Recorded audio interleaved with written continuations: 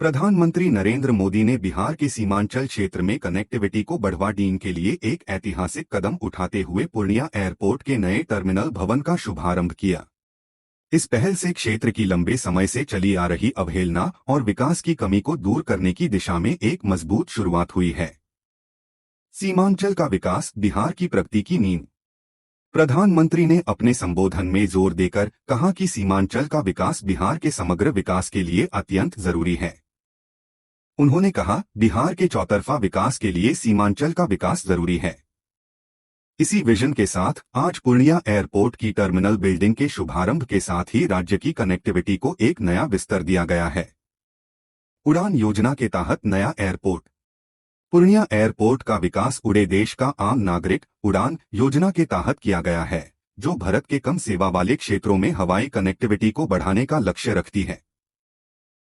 इस योजना के तहत पूर्णिया एयरपोर्ट अब उत्तर बिहार के अछूते क्षेत्रों को हवाई मार्ग से जोड़ने में महत्वपूर्ण भूमिका निभाएगा। आर्थिक और सामाजिक बदलाव की उम्मीद।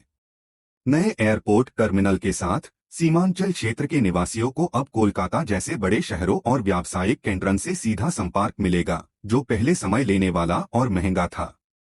ये कदम न केवल क्षेत्र की अर्थव्यवस्था को बढ़ावा देगा, बल्कि स्वास्थ्य, शिक्षा और व्यवसाय के अवसरों को भी सुलभ बनाएगा।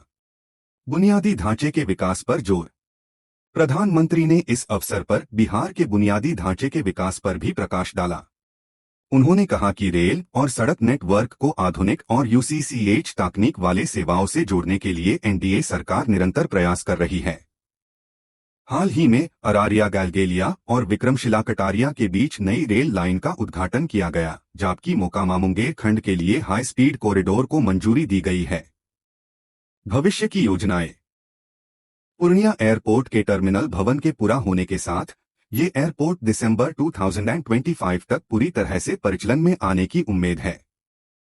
इस विकास से क्षेत्र की आर्थिक और सामाजिक प्रगति को गति मिलेगी और ये बिहार को एक नई दिशा प्रदान करेगा।